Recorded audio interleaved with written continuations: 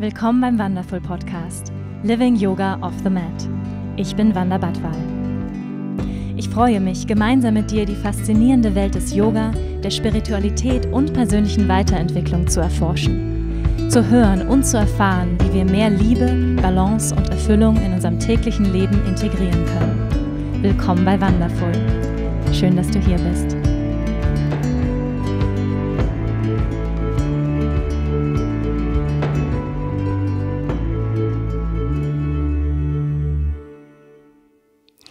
Hey you guys, and welcome to this week's podcast. I'm so glad you're here. And as you notice, I'm speaking English, which is why I have an international guest on the show. And I'm so excited to introduce to you the guest, Tara Judelle.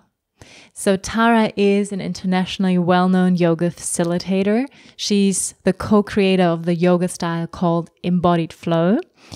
She's a writer, she's a change agent, and she's probably one of the funniest people I know. And on top of that, she's one of my dear teachers. And I'm so glad I got to talk to her during our teacher training here in Greece. And what we're going to talk about in this week's podcast is how it is actually to create a complete new yoga style. Imagine, isn't that amazing? Like, imagine there wouldn't be Vinyasa flow, there wouldn't be Iyengar yoga, there wouldn't be Ashtanga, all of that wouldn't be there, and you just create something completely new. So really inventing something, a yoga style, and which is called Embodied Flow, and which draws from different practices, different traditions, such as Anusara Hatha yoga, the tantric tradition, the tantric philosophy, psychology, and the practice of body-mind centering, which is a practice of getting into your feeling, sensing body. It's a somatic practice in order to expand your awareness, really. And all of that practices and traditions, she and her partner, Scott Lyons, who I will also get the chance to talk with, and this podcast coming up soon, guys. So they created this complete new yoga style. So I get to ask how it actually happened that they created this style, which is super interesting, I find. Then we also talk about flow. What does that actually mean? Flow state. We hear this quite often, right? What is Tantra? Really getting to the foundation of what is Tantra.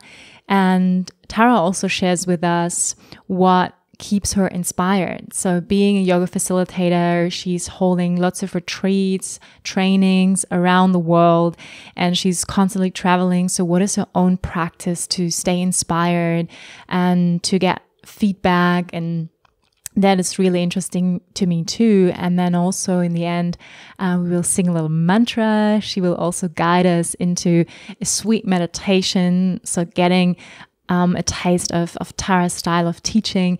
So it's a really amazing interview. I really loved this talk with her, and I hope you will enjoy it as I did. So enjoy, Tara Judelle. Okay, welcome to the podcast, Tara. I'm so happy that you're here. Thank you. Thank you for inviting me. So my first introductory question is, what moves you right now? I know it's a big one. Now in this moment, now in my life. Everything. What moves me? I am moved by presence, authenticity, group mind, embodying formlessness form, and finding my liberated, embodied self and everything she desires.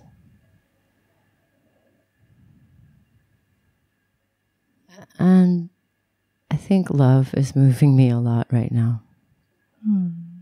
Yeah. Thank you. I mean, I think it's a big cocktail that's moving me. So I could probably go on in a list, but that feels, those feel like the main events.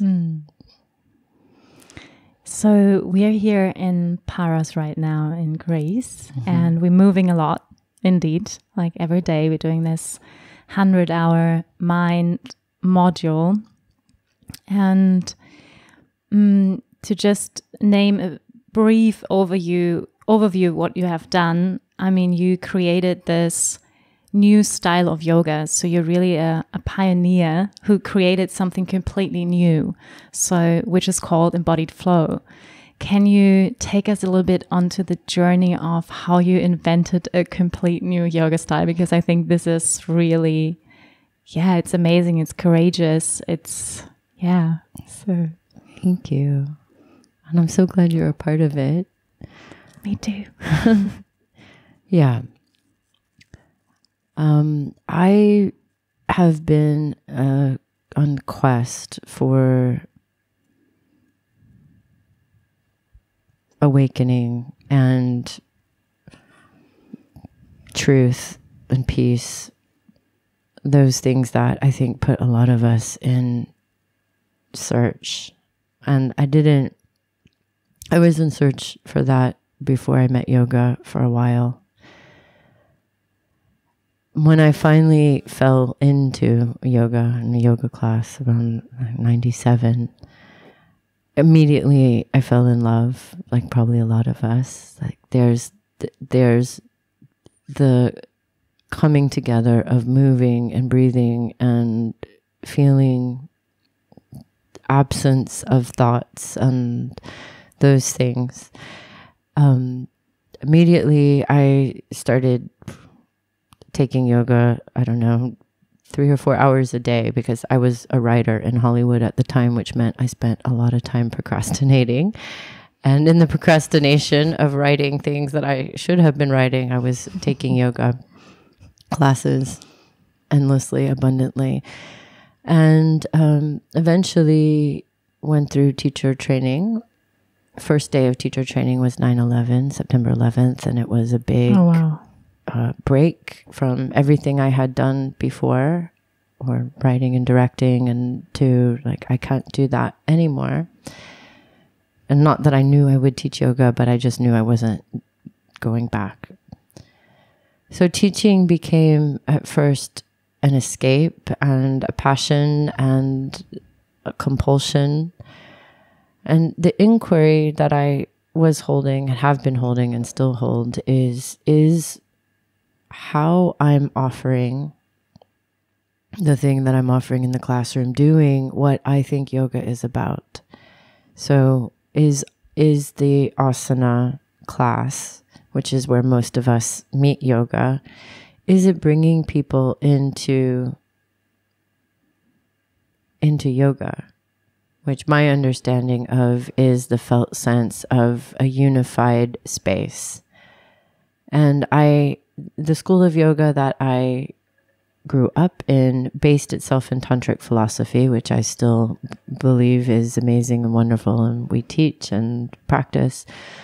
But my feeling was that I was giving a lot of philosophical orientation and a lot of hard physical instructions, and they weren't actually coming together. It was a class, I was offering classes that felt passable. People liked them. They were popular. And at the same time, I was meditating a lot. But I couldn't find the feeling of meditation always in asana. And I felt that I was giving people a lot of things to do, a lot of alignment and a lot of fancy poses, but it almost started to feel like a distraction from the feeling that I knew was the feeling of unity. And how does that unity move when we move? How do we move in what we talk about now in embodied flow, in a flow state? And so I just was sitting with the agitation of feeling the disparity of two things not coming together. This tantric philosophy that I was in love with and the asana that I was teaching and the meditation felt like I had different channels operating, and they weren't doing the thing that I was looking for anymore. And then I met the world of body-mind centering, which is Bonnie Bainbridge Cohen's work, which is all about, her seminal work is sensing, feeling, action. That anything that is you could find inside. That's the sensing part. It involves a nervous system aspect, or the feeling part, which is tuning into having the relationship to, and then moving from that place. And there's some things that we talked a lot about in the yoga that I used to teach, like the heart and, of course, muscles and bones and different chakras and things like that. But there was so much else in our body that we weren't feeling into, or at least I wasn't. Mm. And so I started finding the person who introduced me to body-mind centering let me know that I didn't feel my spleen. And I thought, not only do I not feel it, I'm not even sure where that is or its function. Where is it again? Between your 9th and 12th ribs on the left side of your body, opposite the liver. And that sent me in about a 3-week journey to find it, which didn't come from looking hard. It didn't come from looking at books. It came from the moment that I backed away and it allowed itself to be known. And then once I had that contact, I was obsessed with finding everything else that is me. Mm. Because we have this suit we walk around in, and we talk about deep esoteric internal things, but not everybody is feeling what they are, what we actually are underneath the hood. And so it became really quickly clear to me that what I said to my friend is, I have to know about this. I have to know all of this. And she said, it's really going to ruin your teaching. And I said, I don't care. And I can't care because it's obviously what I felt when I moved into my spleen was something that pushed me more in the direction of the meditative field from my organ. So it let me know that actually anything inside of our body that is a microcosm of the macrocosm, and that's tantric. Mm. Everything that is us couldn't possibly be different from the felt sense of the field. So anything that is me could be a portal into the everything. And I felt that from my spleen. And then I felt that from my kidneys. And then I felt that from my liver. And then I became obsessed with finding it everywhere, which is what Bonnie and body-mind centering have already done. That work exists. What I found, though, in moving into that field was that it didn't abundantly exist in yoga. It existed in places, in pockets, but that world was not inhabited by the same people that I was meeting every day in different yogic contexts. And that the feeling that I got when I went to body-mind centering is everybody should know this. How could we possibly be alive and not feel everything that we are? Mm. It seems at a certain point ludicrous. And the sense that I had was going from a 2-dimensional world to a 3-dimensional world, or a 5-dimensional, like why shouldn't we have all the colors and all the dimensions, or from black and white to color? So I started with that. How can I get body-mind centering into yoga? For me, I started just very soon experimenting with parts of that inside of the yogic context I had, which at that point was Los Angeles and a lot of different studios. And over time, I started to look for a body-mind centering practitioner that could offer inside of trainings that I was doing. I had already started to shift how I was teaching and using the somatics in order to get us, to jumpstart us into flows. And then I met Scott Lyons in a body-mind centering course. And then he and I started a dialogue about combining tantric philosophy, asana, somatics, psychology, and many different movement modalities, free movement, into a compendium of things that became embodied flow. And that's really, so the inquiries that we hold with embodied flow are how do we become these liberated embodied beings, these jivan muktis, and how can all of the technologies, all of the methodologies provide a felt sense into the slipstream of awakening. So not just meditation, but all these different portals inside of our body, and not just feeling them, but moving from them, which gives us agency or choice around them. Thank you. So I'm really curious, like in the practical way, how did it look like? Did you guys really meet up in a room and said, okay, let's try this exercise, or let's like do breathing into our heart together? Or how did you really start to create this process? Yeah.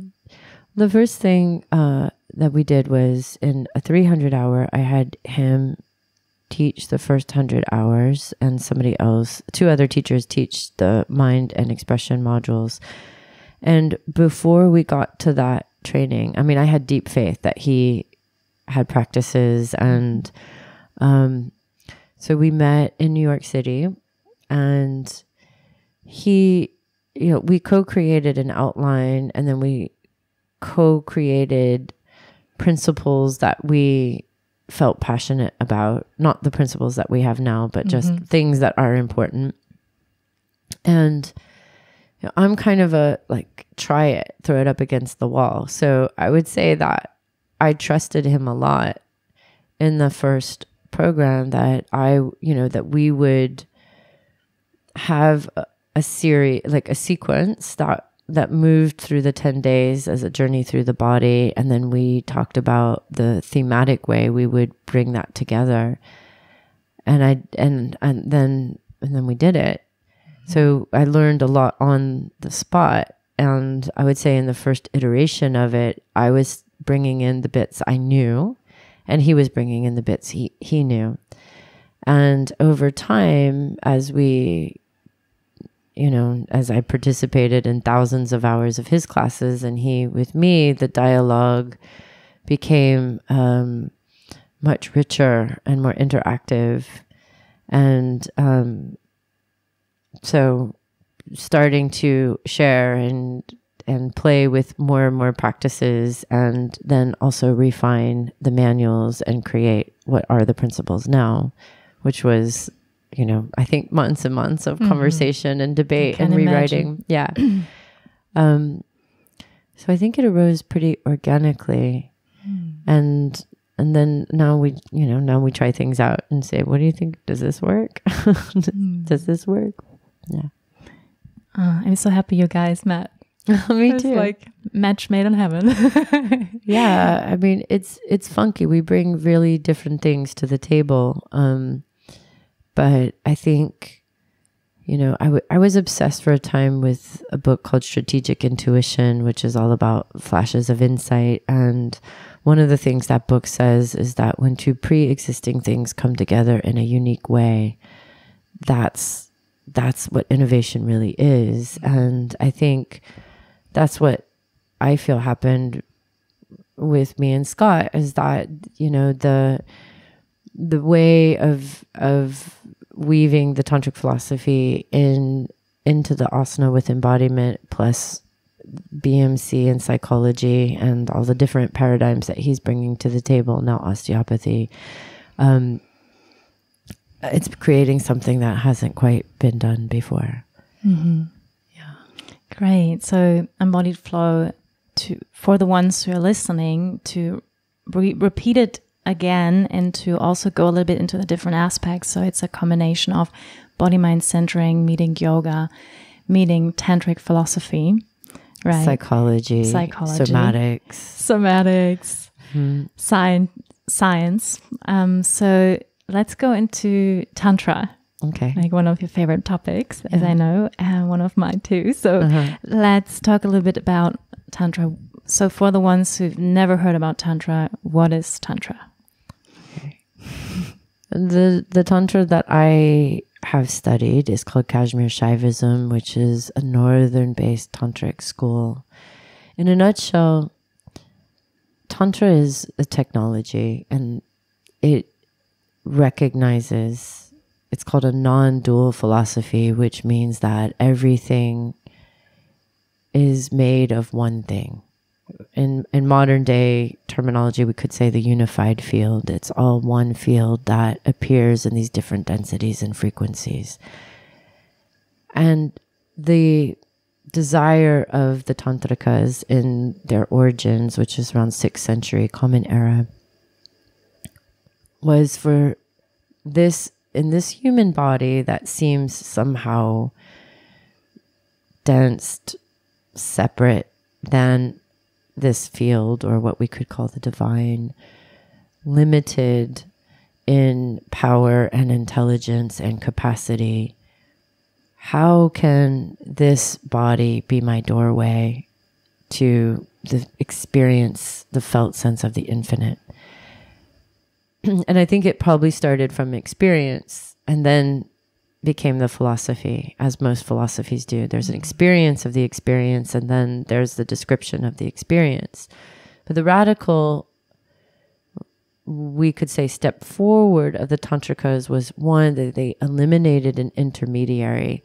There's no priest, no Brahmin, no shaman. There's nothing in between you getting to the experience. You are the doorway to the experience. And therefore, anything in the world, anything that you focus your attention on is a potential doorway into the macrocosm of infinity, but specifically in your human form. And the thing that Tantra recognizes is that this body is like a drop of water from the ocean of everything. It contains all the properties of the universe inside of this form. Therefore, everything I do is potentiates my experience of unifying or yogaing myself to an infinite realm, which when the coverings or the veils or the obfuscations, the tantric tradition has many names for it, when they lessen, clear, or lift, what I actually am, the I amness that inhabits all of us, has almost unlimited capability, could have unlimited knowledge, could lack nothing, is full and complete unto itself, recognizes this infinite continuity that has manifested in the form of me and is somehow beyond space and time, which I think we all have glimpses of all the time. It's the space between, it's the space before, it's the space after. It's those moments of things coming together, a this and a that seem like one thing, which is why, the popularized version of Tantra is sexual, because the idea of the moment of union between a male and a female imitates that moment of self-consciousness or limited self dissipating. Right? And most of my teachers would say most of the sexual tantric stuff is neo-tantra, or something that has evolved in the last 150 years. But not to exclude it, nor to say it's that, because that's not my area of practice or expertise in that way. But that more so, everything that is knowable in the universe is knowable through the portal of myself, which is a wildly affirming and practical practice, because therefore what's happening in my mind screen is creating the reality my reality outside. In other words, however clear I am as an instrument or as a drop of the ocean, that is also how well I can perceive everything that is outside of me. Mm-hmm. If that makes, I don't know if that's simple. In other words, the microcosm is part of the macrocosm. And an analogy I give a lot is that if a drop of water felt it was separate from the ocean, that would be ridiculous. Mm-hmm. If you were swimming in the ocean and one drop says, "No, I'm not a part of that," that would be silly. But that is what we as human beings do. Remembering that the aim of all of this is to alleviate our suffering first, and not only to alleviate suffering, but to invite in wild freedom, which is, from the tantric perspective, our birthright. The first sutra of the book called the Pratibhijna Hridayam, or the Pratibhijna means recognition, and Hridaya is the heart, is consciousness out of its unbounded freedom brings about the attainment of the universe. It is it's such a beautiful portrayal. It's such a free field, and it creates inside of us the capacity to attain that freedom. And the next sutra is it creates itself out of itself. It creates itself, this consciousness, us, out of a part of itself. And I get this image of this ocean sort of forming forms out of itself, just like the creation myth of the Hindus. It's the clay, it's the paint, it's the canvas, it's all of it making itself out of itself. And then most of the rest of Tantra is obsessed with how we contract from a full, infinite, dynamic stillness into an individual self with all of these layers of an eye maker, a mind stuff, and cloaks and veils, and then how we move from that space, wherever we are, back into infinite freedom. Yeah, that's actually what you're doing with your work, right? You taking away layers in these practices we do, and you, through the practices, connect us again and again with that infinite ocean. So for the people who are not here right now with us and can do embodiment practices, like, what would you say are like practical ways to tune into this infinite source? Practical ways to tune into infinite I mean, you can source. also guide us into it with a little meditation practice, if you like. Yeah, let's do that. That would be easier, probably. Yes, so guys, don't close your eyes when you're driving the car right now. Yeah, if you're driving the car, don't do this and drive. So if you're at home, or even if you're walking, or if you're driving, be careful. Just let your body meet and melt into the support beneath you. And you can let the back line of your body, this outline border of yourself, rest into the support or the space behind you. As you breathe into your lungs, letting the belly expand in the front and the sides and the back.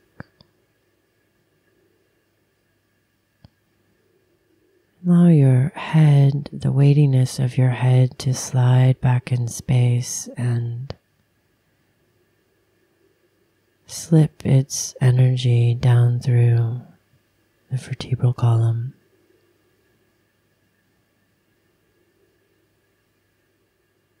As you soften your eyes behind your eyelids, if If your eyes are closed, or you could have them softly open, soften the space behind your forehead.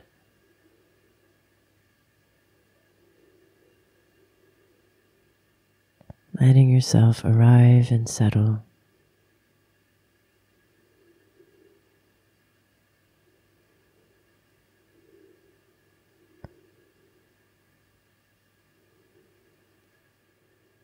Now you could envision that the whole border of you, the skin which is permeable, as if there were thousands of tiny little nostrils on every pore of your skin.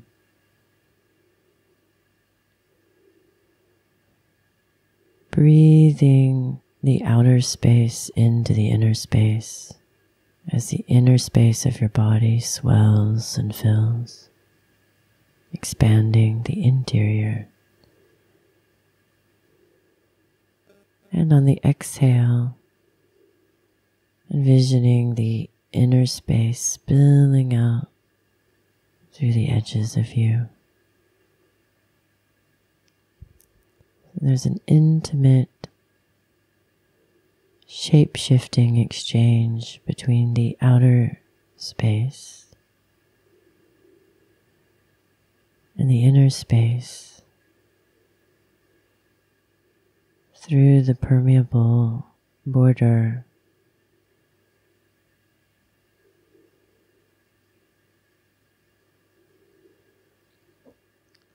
This inner space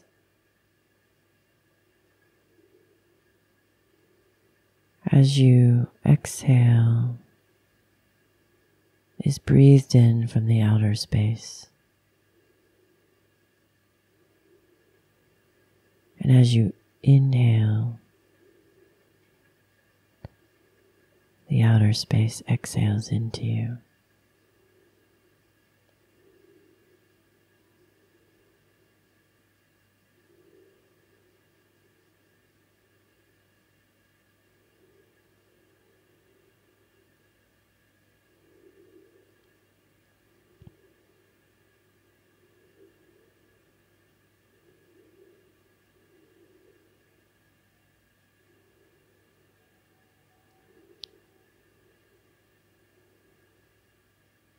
All the sides, the spherical body, supported inside, embraced outside.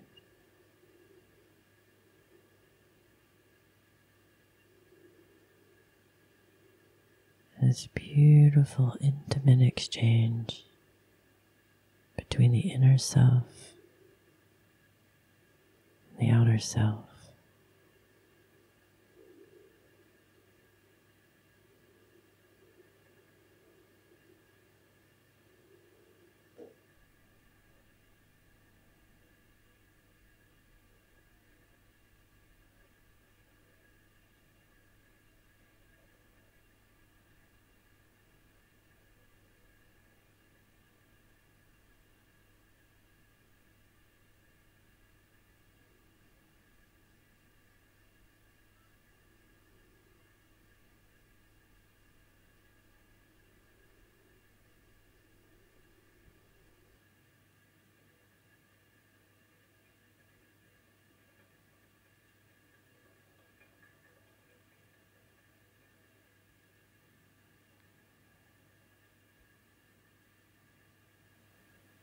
And finding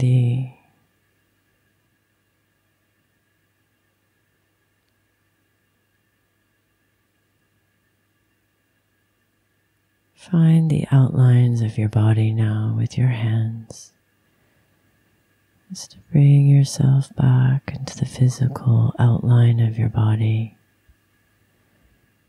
Let your hands rub along the skin.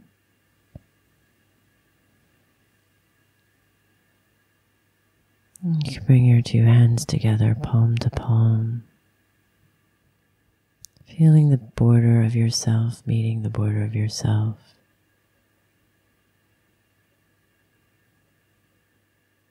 Whatever taste or sip, the felt sense of the field of space itself. Record that in your inner mind's eye as you give a slight bow to yourself in gratitude for that moment of dropping in, tuning in. As you're ready, you can softly open your eyes.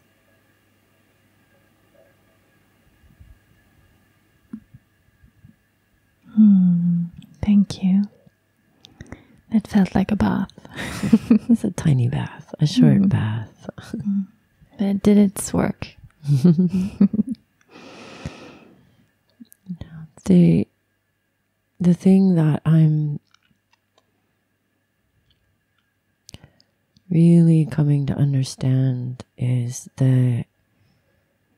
allowing the liquidity or permeability of what I hold myself to be lets me slip into the vastness of the field of I amness. And so I'm very interested now in practices that are letting the sense of my container expand, which I recognize for some people it's the opposite. Their sense of having a container is the thing that lets them be embodied. And one of the things Scott and I recognize is that perhaps some people's permeability or inability to perceive their own borders is something that is the challenge for them, because one of the paradoxes of Tantra is we are this and that. We are this continuity manifest in a capable, interactive body. We're not escaping the body. We're not interested in escaping the body. We're not escaping even this reality. We're interested in how do I become as choice-filled and adaptable in this reality, and also the most essential core self embodied in this body. So for some of us, that's more permeability.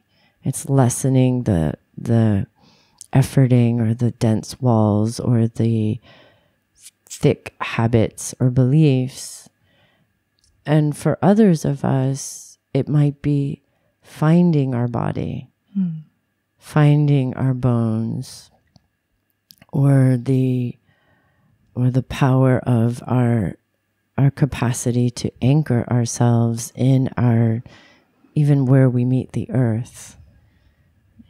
Because we're really this two-way channel between the infinite realm of, we could call space, like outer space or cosmos, and this earth matrix. We're the channel between.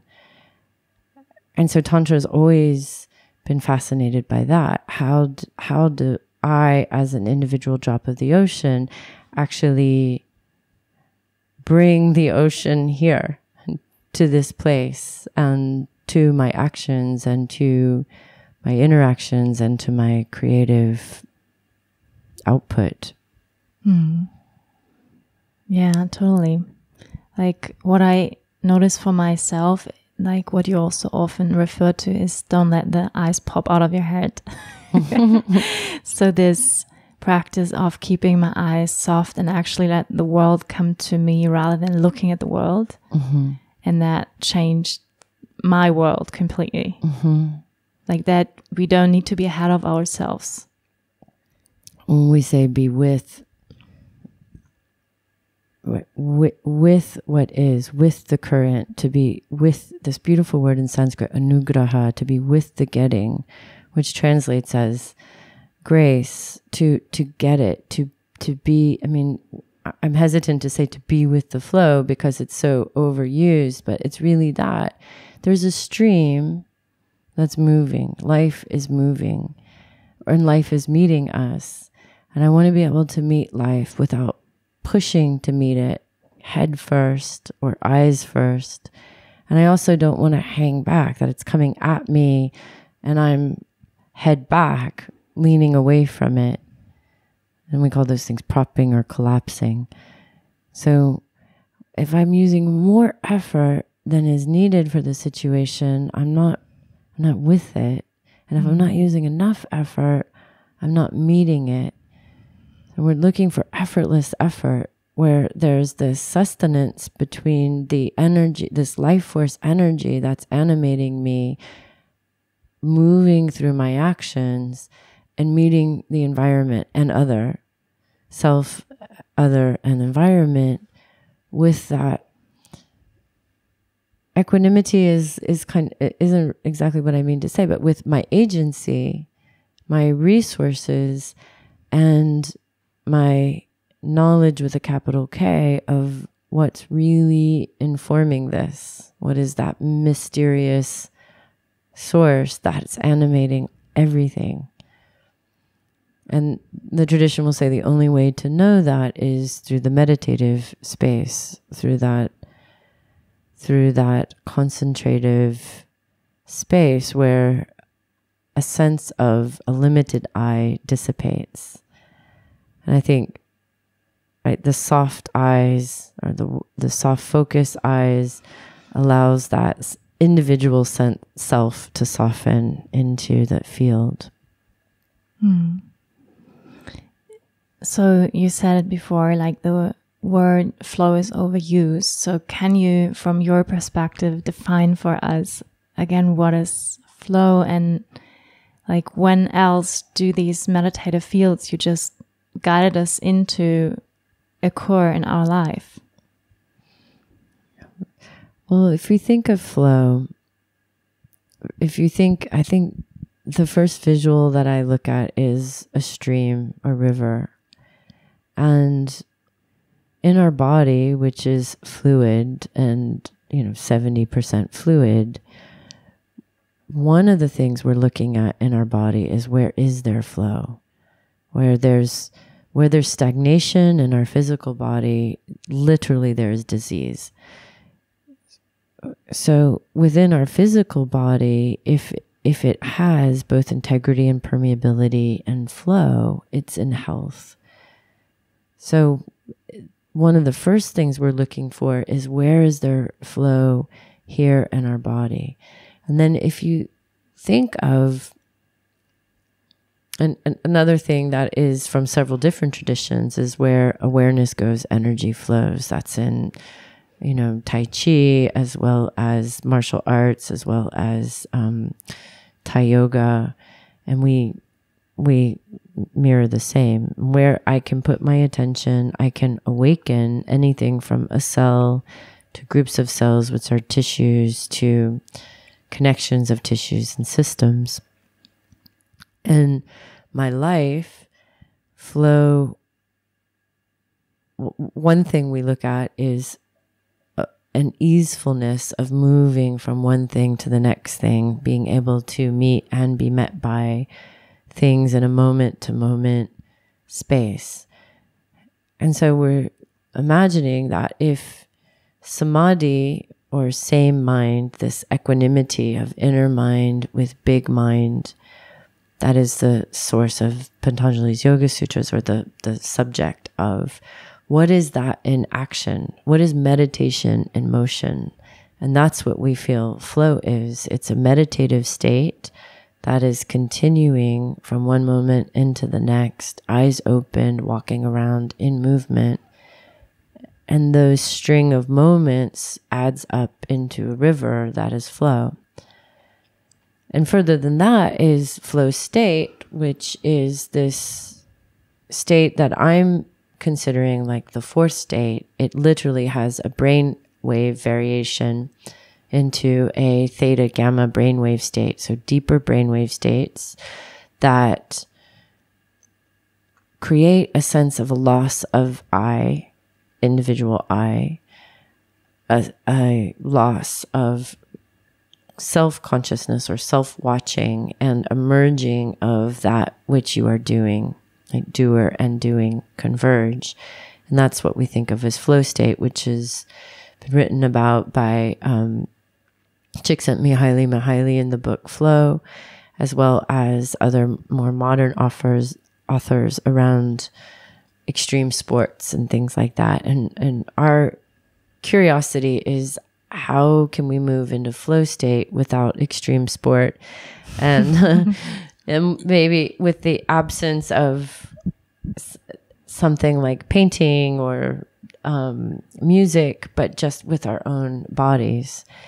And so that's something that we're looking at quite a lot. How, if in the tantric investigation, if this individual body is part of the macrocosm or the universal body, how can I access that to move into a continuity of flow?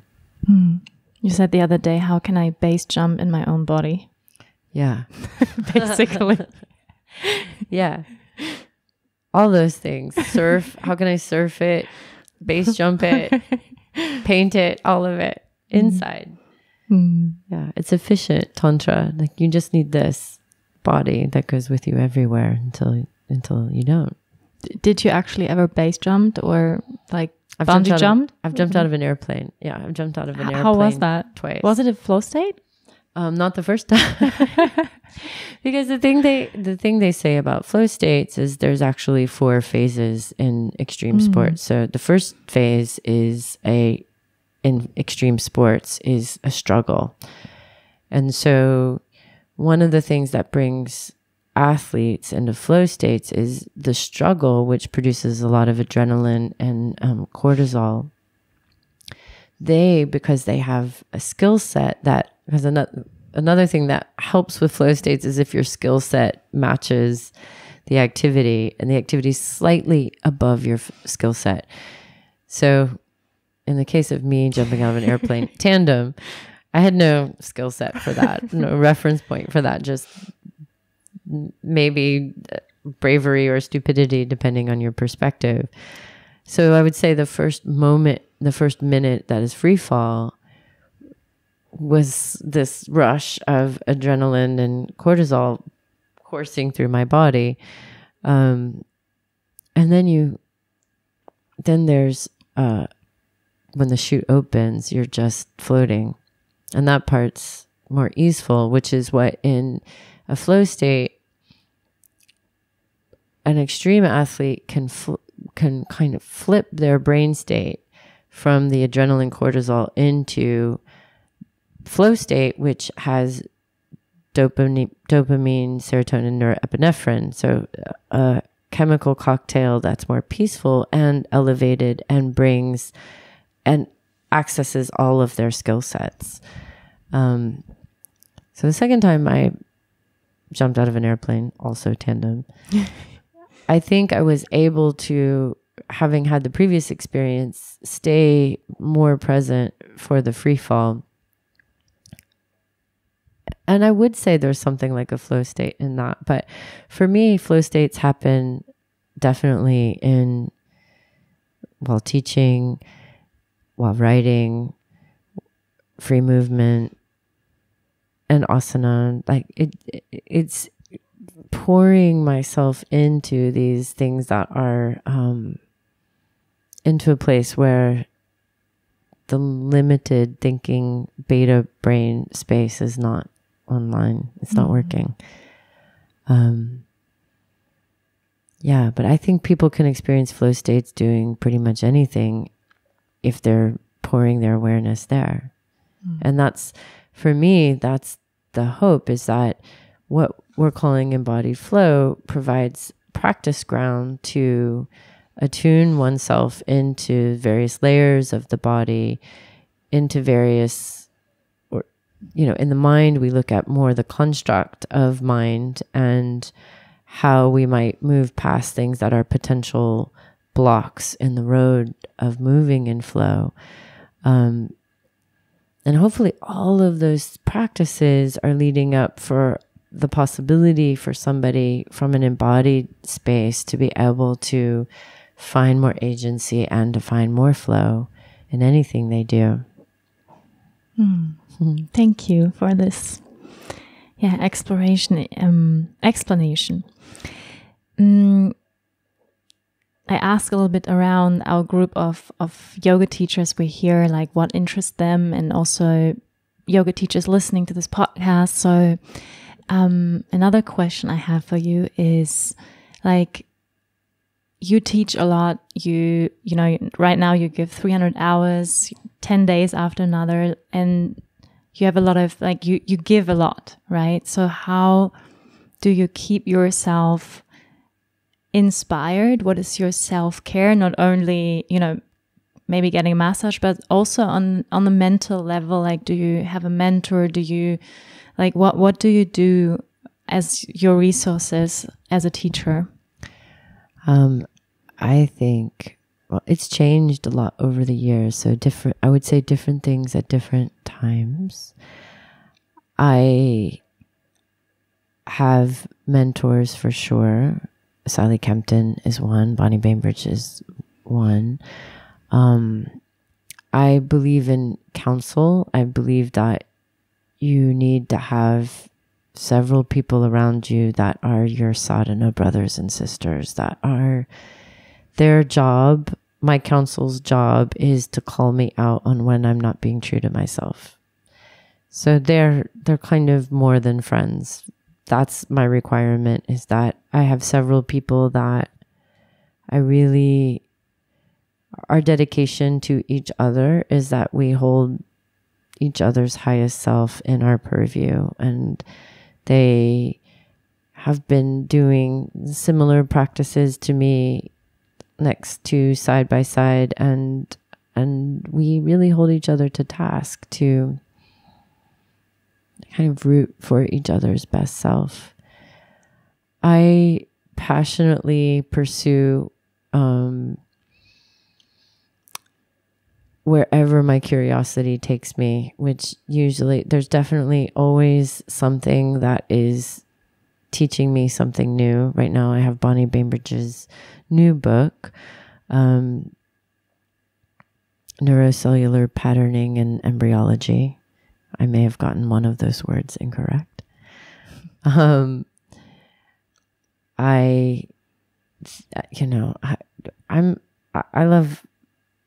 love information. I try to keep learning something new all the time. I mean, next year I'm really excited. I'm going to study with Judith Blackstone, her process, the realization process. I try to create new things. Like all of that is kind of mental stimulus.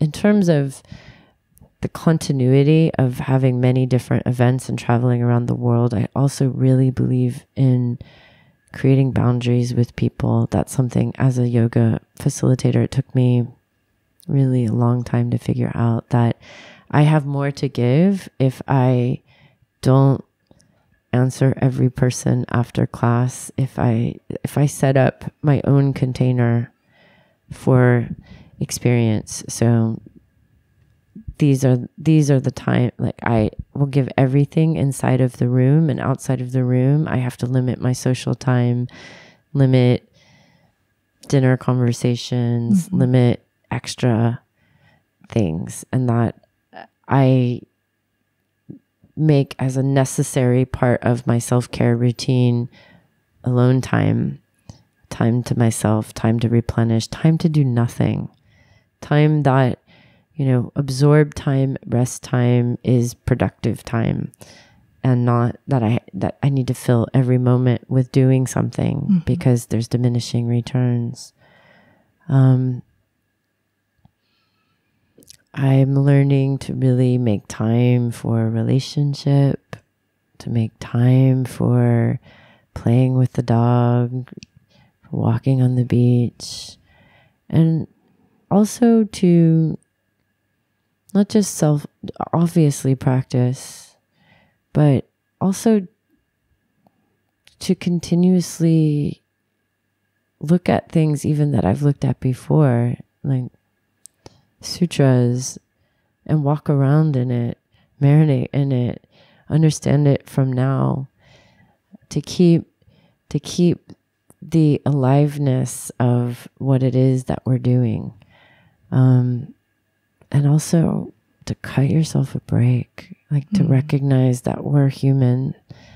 And, I think that sometimes people have a rigorous perfectionism as yogis that is also not the permeability of nature's nature. It's not actually what people are. So they have an idea that yogis eat only this, do only this. It's an ascetic routine that's potentially not sustainable. So there's I also just have a real compassion and forgiveness for doing things that I really wish to do, that I want to do. Mm-hmm. Do you watch Netflix sometimes? All the time. Are you kidding What's your me? favorite show? Oh my gosh, currently? I just finished it's not current, but I just currently finished Orphan Black, obsessed. Yeah. I have to check that out. It's so good. It's 5 seasons. I mean, I watched everything. What are you talking about? Fleabag, Peaky Blinders,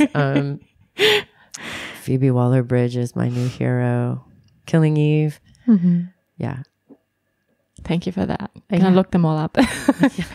That's a really good list I just gave, by the way. Of everything I've said, that's probably the most important thing. People love this kind of stuff, It's like... I mean, I was a filmmaker before I was a yoga teacher, but it's truly an antidote for me, because we get so enmeshed in the world of training. And like you said, I do 300s a year. I do 200.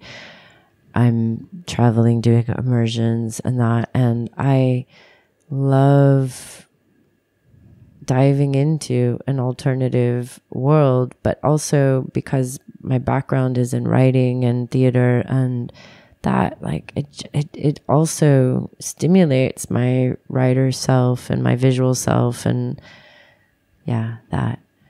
But it has to be good writing, or I won't do it. Mm-hmm. I understand. Another question about teaching yoga. I had a funny moment, I think yesterday with a Swami. Here's another group here at the retreat center. And I had a brief conversation with him, and he said, the thing about the most used word in the world right now is yoga, and the most misunderstood word is yoga.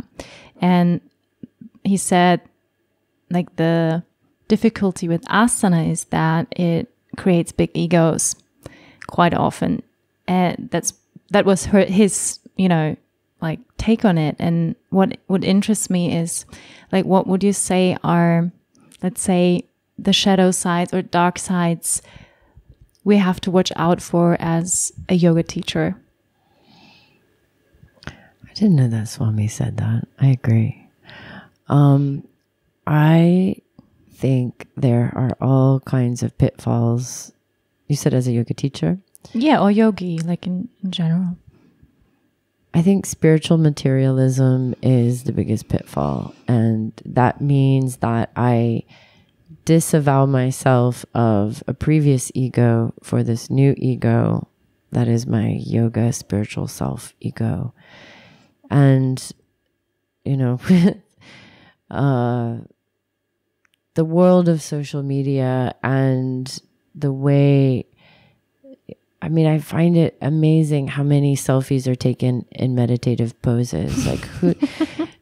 And I'm sure I have a few meditative poses that obviously I didn't take the picture, but there's something about the irony of the combination of these things, that we're practicing yoga to experience the self and taking selfies of the self, practicing yoga to experience the self.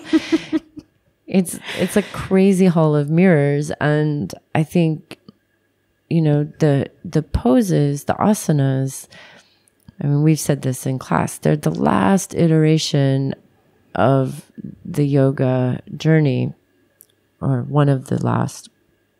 And so I think they're a great way to physicalize and to create containers to explore consciousness. The challenge is that people get obsessed with the goal of the pose itself, and the goal is not the end game. No, there's no correlation between advanced asana and advanced yoga. And I think this is the thing that if I were learning about yoga simply from looking at Instagram, I would never understand what it's about. And so the exterior forms of all of it have become a little bit of a circus, and a lot like gymnastics and calisthenics and other things. And those things will make you feel healthy, and they will prepare your body in some ways for more strength and more flexibility. The challenge is that, yeah, there can be, look what I did. But the other thing is that it can also create a competitive culture, which has nothing at all to do with what the aim of yoga. So when I see people go to classes and look at what other people are doing, or comparing themselves, looking, or think that they'll be great once they get this pose or that handstand, it mortifies me, because it's the same way humans beat themselves up in comparative ways around other things. And this to me has very little to do with the big aim of yoga. So it's like we've taken a capitalistic culture and poured over yoga and created in it something else that is strangely competitive or posh, or I don't know, looks good. And none of that, of course, is the territory. So I believe in the potency and the power of yoga so much that I think if anyone sticks around, if longer than a few years, and is really curious, they'll sift through that layer. Mm-hmm. But it's kind of this Mayic, illusory threshold that one must go through until they find the deeper teachings, I would imagine, if one's entering now. I mean, the world has changed. The yoga world has changed so much in the past 20 something years that it's very challenging to keep up with how it's constantly transmuting. Thank you. So don't take selfies of yourself.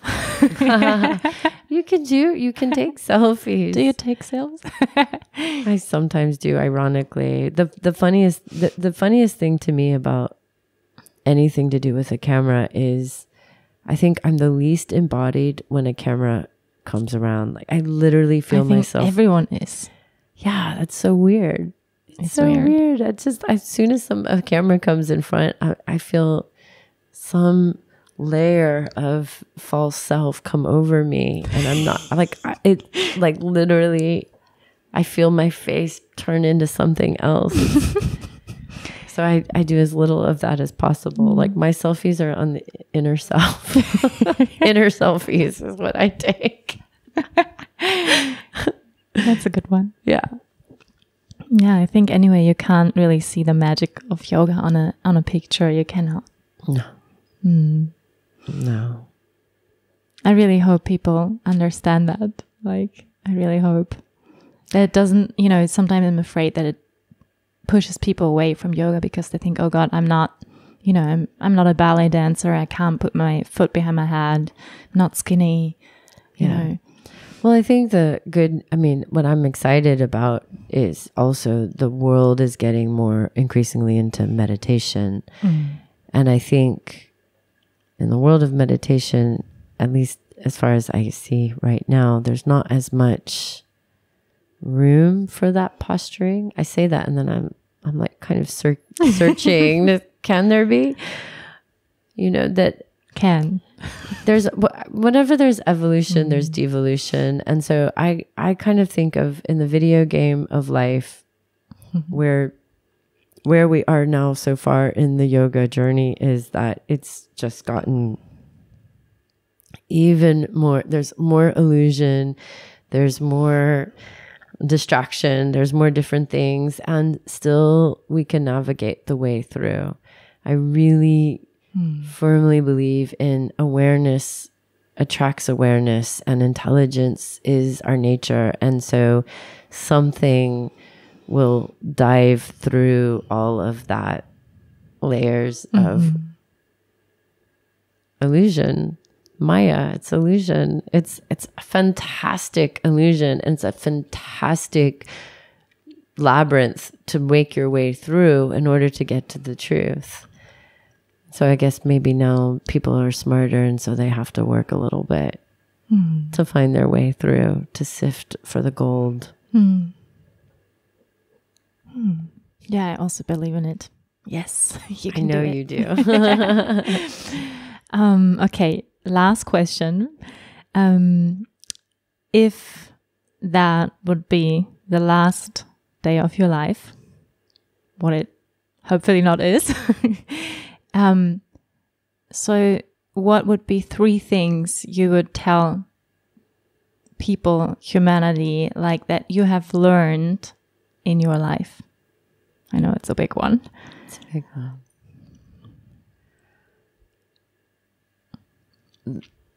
Well, the first thing that came to mind is, there's 3 things that came to mind. Love, laugh, and I don't think death is the end. So this, personally, this meditative 4th state field feels like the wormhole that we move into.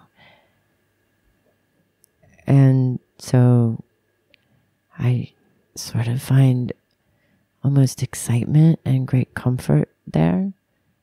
And it makes the temporariness of living like this wild, ecstatic play to play in. It's a field to play in. And that feels abundantly clear to me. Well, less serious, more play. Like, I have the image of laughing Buddha always in my head. Like, he got it. He woke up and he was like, oh shit. Like, You mean the belly version of Buddha, or the... Totally the belly version of Buddha. That's the only one that's laughing.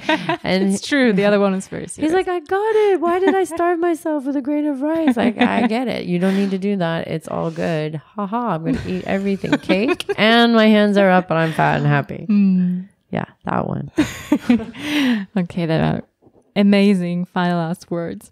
So where can people experience Laughing Buddha with you? Now we're in Paros. This September, I will be in Bali teaching a 200-hour.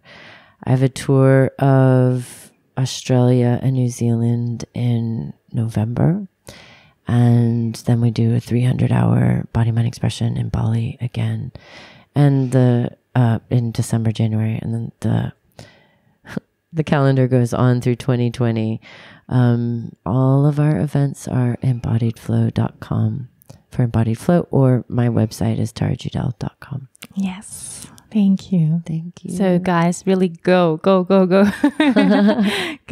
Like it's opening up so much in your practice and in your mind and in your life. So really do it.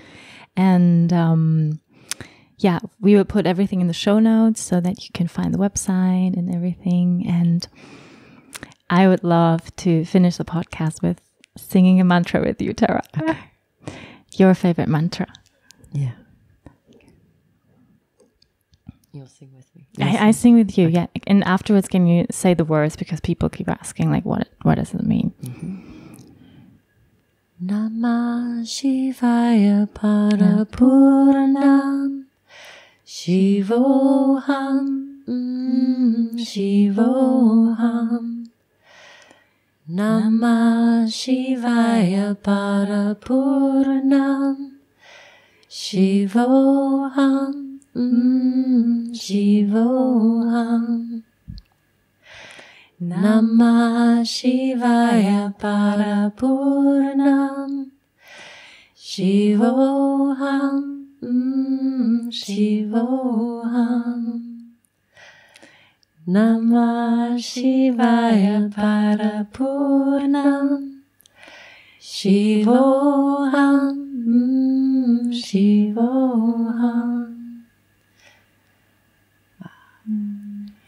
So Namah Shivaya is I bow to Shiva. Shiva is that effulgent, unified space consciousness who is Parapurnam. Purna is fullness and Para is above. That is above fullness. Parapurnam. Shivoham. Like, I am that Shiva. I am that Shiva. Shivoham. I bow to Shiva. That is fuller than full. I am that Shiva. Shivoham. Yeah. Thank you so much. Thank you so much. Yeah. Thank you again, Tara. That was so beautiful. I love you. Love you. All right, guys. I hope you took a lot from that podcast as I did and really enjoyed this journey with us. You will find all the information about Tara, her trainings, and where you can practice with her and become a Laughing Buddha in the show notes. And I hope we see us next week. Have a great day. Bye bye. Vielen Dank fürs Einschalten und Zuhören. Wenn dir diese Folge gefallen hat, freue ich mich, wenn du auch nächste Woche wieder mit dabei bist. Finde alle Infos zum Podcast unter www.wandabadwal.com, Spotify, Apple Podcast oder deiner Lieblings-Podcast-Plattform. Ich freue mich, wenn du mir folgst, den Podcast mit deinen Freunden teilst und eine positive Bewertung dalässt. Denn nur mit deiner Unterstützung kann der Podcast wachsen und so viele Menschen wie möglich inspirieren. Danke, dass du dabei warst. Ich wünsche dir eine wundervolle Zeit und wir hören uns nächste Woche. Namaste.